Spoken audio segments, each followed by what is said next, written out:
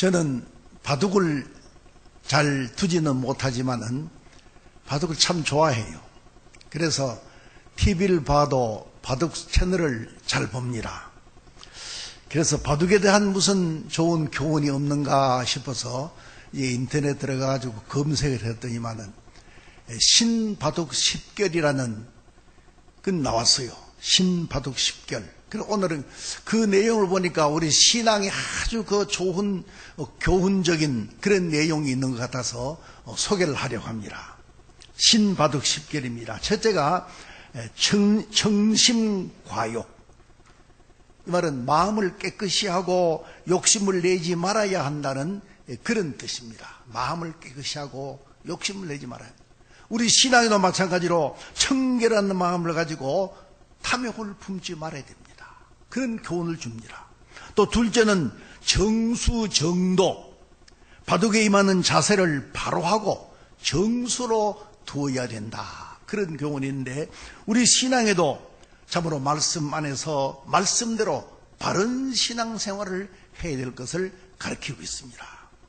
그 다음에는 국전무인이라. 이것은 어떤 상대와 바둑을 두어도 설령 하수가 상수와 마주 앉아 두어도 상대를 의식하지 말라. 아이고 저 사람이 나보다 고수인데 내가 어떻게 놔. 그런 이제 의식을 가지고 두면은 바둑을 잘 두지 못한다는 것입니다. 우리 신앙에도 사람을 두려워하지 말고 아무리 강한 사람이나 권력 있는 사람이나 힘든 사람이라도 사람을 두려워하지 말고 육신과 영혼으로 함께 지옥에 멸하는 하나님을 두려워하는 그런 신앙이 되어야 될 것을 가르치고 있습니다.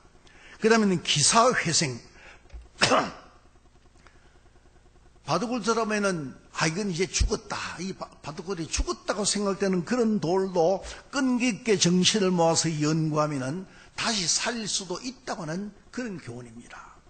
우리 신앙에도 마찬가지로 어떤 극한 상황에 부딪혀도 우리 신앙만 잃지 않는다면, 우리가 큰 믿음으로 임한다면 하나님의 능력은 우리를 구원하신다는 그런 교훈을 얻을 수 있습니다.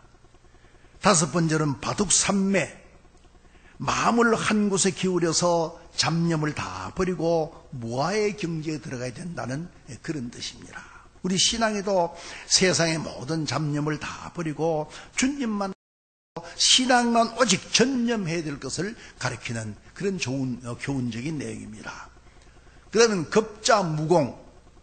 겁이 많은 사람은 그 바둑을 이길 수 없고 공을 세울 수 없다는 것입니다. 우리 신앙에도 세상의 염려와 세상의 근심에 얽매이게 되면은 올바른 가질 수 없는 것을 말합니다. 그 다음에는 소탐대실. 작은 것을 참아다 보면은 큰 것을 잃어버린다는 그런 뜻인데, 바둑을 둘 때 남의 작은 돌을 잡으려 하다가 자기의 큰 돌을, 많은 돌을 잃게 된다는 그런 뜻입니다. 우리 신앙에도 이 세상의 것, 세상에 보잘것없는 자칫 더 중요한 우리 신령한 것, 영적인 것보다 더 귀중한 것을 잃게 된다는 그런 교훈입니다. 그 다음에 여덟 번째는 경적필패. 상대를 가볍게 여기면 안 된다. 상대를 가볍게 여기면 바둑에 이길 수가 없다는 것입니다. 우리 신앙에도 마찬가지로 다른 사람을 무시하거나 다른 사람을 업신여기지 말고 오히려 그 사람은 어떤 사람이라도 존경해야 될 것을 가르치는 그런 좋은 교훈적인 내용입니다. 단우촉발. 어리석은 생각을 다 버리고 더욱 분발해야 된다는 그런 교훈입니다. 우리 신앙에도 육신의 생각이나 또 세상의 생각을 다 버리고 신앙생활에 더욱 매진해야 될 것을 가르치는 내용입니다. 마지막에는 호상추산이라는 말인데, 승부에 이겼다고 해가지고 너무 기쁜 생각에 젖어 있지만 말고 항상 마음을 가다듬어가지고 더욱 기력 증진에 더 힘써야 될 것을 가르치는 그런 말입니다. 우리 신앙에 있어서도 어떤 좋은 일이나 기쁜 일이 있어도 그냥 기뻐하지만 말고 오직 하나님께 감사하고 오히려 더 근신해야 될 것을 가르치는 그런 좋은 교훈의 말씀입니다. 이렇게 제 신바둑 10결을 말씀드렸는데 우리 신앙생활에도 좋은 교훈이 되는 그런 내용입니다. 우리는 신앙생활을 하면서 항상 조심하고 근신해서 더욱 큰 믿음을 가지도록 힘써 나아가야 됩니다. 그래서 우리는 하나님을 믿되 확실히 믿고 분명하게 믿어서 응답도 분명하게 받아가지고 복된 신앙생활하는 우리 성도들이 되어야 되는 것입니다. 이것이 곧 큰 믿음을 가진 성도들의 신앙생활이라고 할 수가 있습니다. 우리가 하나님을 믿는다고 해서 또 교회를 다닌다고 해서 다 똑같은 믿음을 가지고 있는 것이 아닙니다. 직분을 받았다고 해가지고 다 똑같이 감당하고 똑같은 일을 하는 것이 아닙니다. 어떤 분은 집사의 직분을 받아가지고 충성스럽게 잘 감당해 나가는가 하면은 어떤 분은 같은 집사의 직분을 받고도 그것을 귀하게 여길 줄은 모르고 그냥 아무에게나 주어지는 것으로 그렇게 생각하기가 쉽습니다. 분명히 다릅니다. 상급도 다릅니다. 같은 직분을 받았어도 그 직분을 감당해 나갈 때 그 직분을 소중히 여기고 감사하며 얼마나 그 직분에 충성을 다하느냐에 따라서 상급도 다르고 보상도 다릅니다. 이와 같이 믿음에도 작은 믿음이 있고 큰 믿음이 있습니다. 그래서 성경에 보면은 제자들의 믿음이 주님께 원하시는 그 단계까지 미치지 못할 때 주님께로부터 책망도 받고 또 꾸지람도 받은 것을 볼 수 있습니다. 바다 위를 걸어가다가 바다의 풍랑을 보고 그냥 겁이 나서 빠져들어가는 그 베드로를 보고 예수님께서는 믿음이 적은 자여 왜 의심하였느냐고 책망하셨습니다. 베드로는 수제자인데도 책망받을 때는 책망받을 수밖에 없는 것입니다. 여러분, 예수님이 오늘 우리에게 요구하시는 것이 무엇이겠습니까? 예수님이 우리에게 요구하시는 것이 뭐 아름다운 얼굴을 요구하시겠습니까? 값비싼 옷을 요구하시겠습니까? 화려한 집을 요구하시겠습니까? 남들이 부러워하는 좋은 직장을 요구하시겠습니까? 모두가 다 아닙니다. 이런 것은 세상 사람들이 요구하는 것이고 세상 사람들이 바라는 것들입니다. 예수님이 우리에게 요구하시는 것은 우리의 믿음을 요구하십니다. 우리의 믿음을 요구하시되 큰 믿음을 요구하십니다. 예수님이 많은 기적을 베푸시고 병도 고쳐주시면서 그들에게 강조하시는 것은 믿음을 강조했습니다. 큰 믿음을 강조했습니다. 믿음을 보시고 병을 고쳐주기도 하시고 믿음을 보시고 기적을 베푸시기도 했습니다. 히브리서 11장 6절 말씀에는 믿음이 없이는 하나님을 기쁘시게 못한다 그렇게 기록했습니다. 믿음이 없이는 하나님을 기쁘시게 할 수 없다면 하나님을 기쁘시게 하지 못하면서 우리가 하나님께 무엇을 요구하고 하나님께 무엇을 구하겠습니까? 오늘 본문 말씀에 나오는 가나안 지방은 그 당시 이방 땅으로 가장 천대받던 그런 땅이고 또한 그 등장하는 인물이 여자라는 것을 생각할 때 도저히 인정받을 수 없는 그런 처지입니다. 그런 여자가 큰 믿음이 있음으로 해서 이제 은혜와 복을 받았다는 것은 오늘 우리의 큰 희망적인 일이요 본받을 만한 그런 일이 됩니다. 그래서 오늘은 이 본문 말씀 생각하면서 어떤 믿음이 큰 믿음인가 그래서 한번 생각해 보기로 하겠습니다. 첫째로 큰 믿음은 끈질기게 매달리는 그 믿음입니다. 오늘 본문 말씀은 한 가나안 여인의 이야기입니다. 예수님께서 저 이스라엘의 북쪽 지방인 두로와 시돈 지방으로 가셨을 때 어떤 가나안 여인 한 사람이 예수님 뒤로 따라오면서 자기의 귀신 들린 딸을 고쳐달라고 이제 큰 소리로 부르짖었습니다. 그런데 예수님은 아무 대답도 하지, 부르짖더니 말니 대답도 하지 않습니다. 그 여인이 계속 부르짖으니까 제자들이 주여 저 여인을 보내소서 하면서 그 간구에 좀 어떻게 해 주실 것을 말씀드렸습니다. 그럼 예수님은 나는 이스라엘에 잃어본 양 외에는 다른 데로 보내심을 받지 아니하였다. 그러면서 냉정하게 대답했습니다. 그래 다시 그 여인이 예수님 앞에서 절을 하면서 간청할 때 예수님은 자녀의 떡을 취하여 개들에게 던짐이 마땅치 않다. 이렇게 말씀했습니다. 얼마나 모욕적인 말씀이며 자기를 멸시하는 말씀입니까? 자기를 이스라엘이 아니라고 또 이방인이라고 멸시하는 것까지는 참을 수 있지만은 자기를 개와 같이 취급하는 그런 데에는 정말 참기 힘들었습니다. 그러나 이때에도 그 여인은 낙심치 아니하고 올소이다마는 개들도 제 주인의 상에서 떨어지는 부스러기를 먹냐이다. 그렇게 말씀합니다. 얼마나 끈질긴 신앙입니까? 멸시와 천대도 개의치 않냐고 끝까지 메어 달리는 그런 아름다운 신앙의 모습이었습니다. 그때 예수님은 내 믿음이 크도다 내 소원대로 될지라 하시면서 그의 간구에 응답을 주셨습니다. 그래서 그때로부터 그 여인의 딸이 나음을 얻었습니다. 사랑하는 성도 여러분, 오늘도 우리가 어떤 때 은혜를 사모하여 기도합니다. 또 어떤 때는 절실한 문제를 가지고 하나님 앞에 기도합니다. 그러나 아무리 기도해도 응답되지 않을 때가 있습니다. 밤새워 철학 기도를 해도, 식음을 전폐하고 금식 기도를 해도, 세속을 떠나서 입산 기도를 해도 원하는 바 기도의 제목이 응답되지 않을 때가 있습니다. 그러나 우리는 여기서 낙심해서는 안 됩니다. 좌절해서는 안 됩니다. 끝까지 기도하고 응답받을 때까지 기도하고 이루어질 때까지 기도해야 됩니다. 기도에는 이 시험을 통해서 이루어질 때도 있다는 것을 우리가 알아야 됩니다.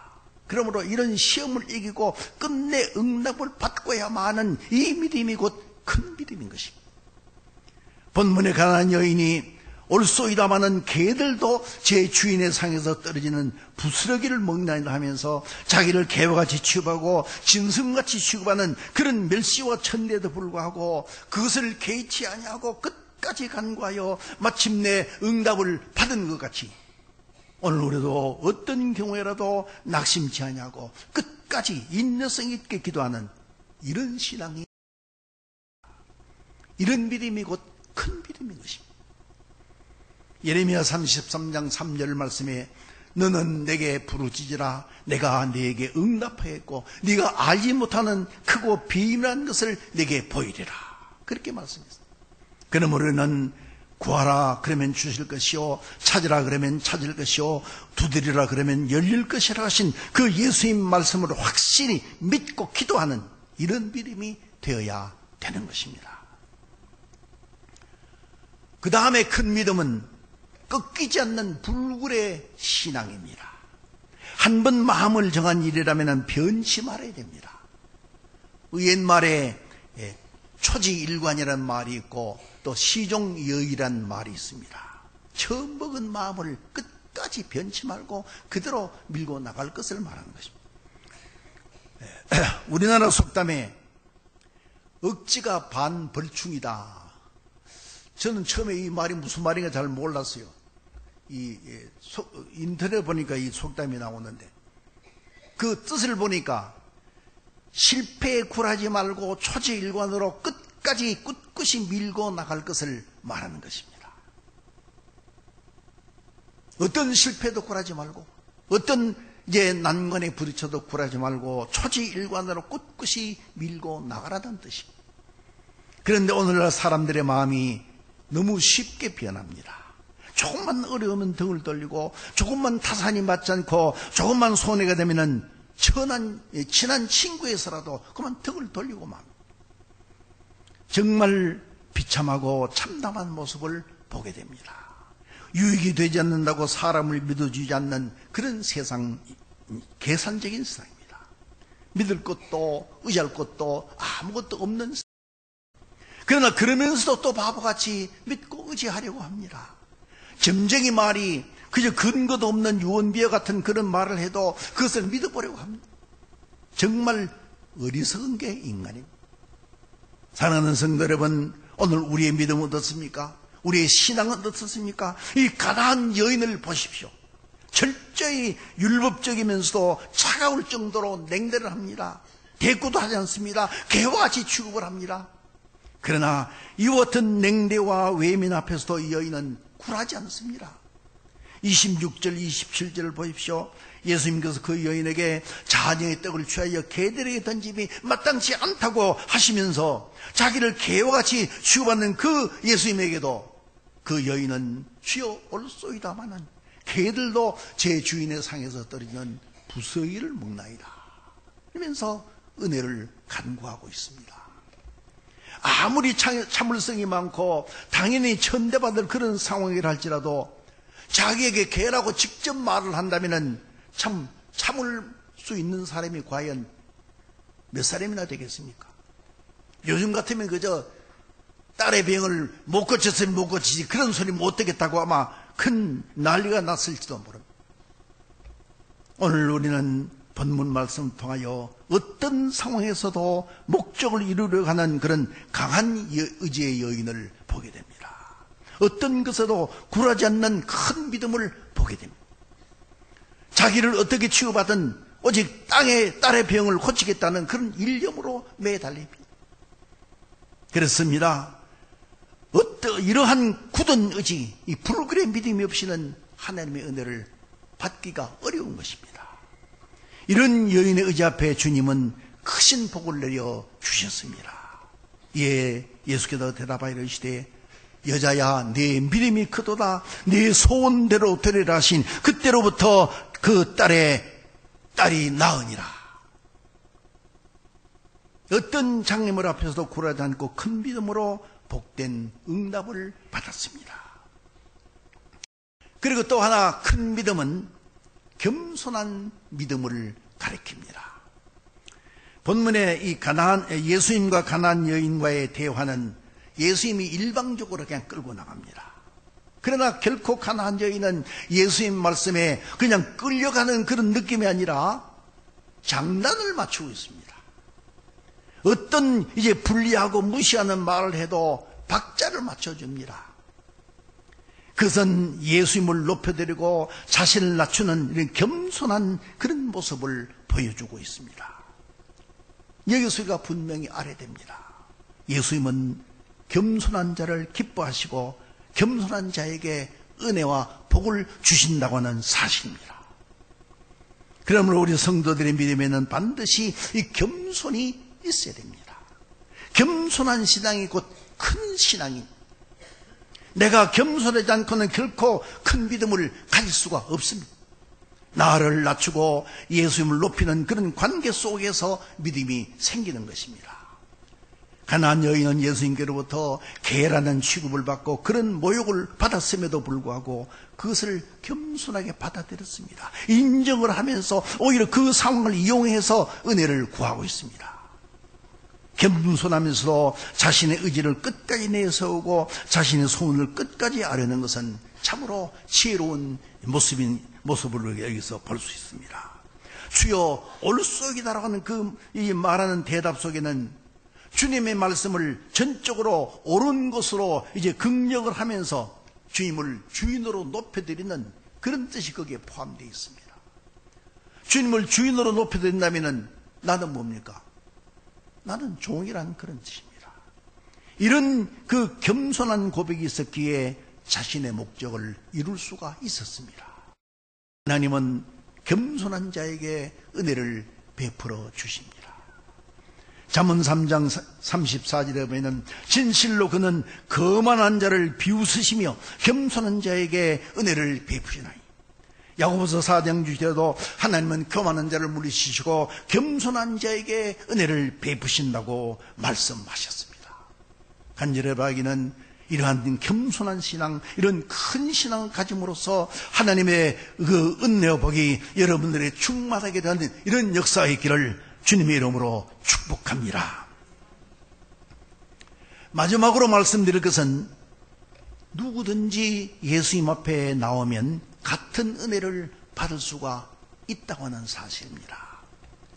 사도행전 2장 21절에 보면 누구든지 주의 이름을 부르는 자는 구원을 얻으리라.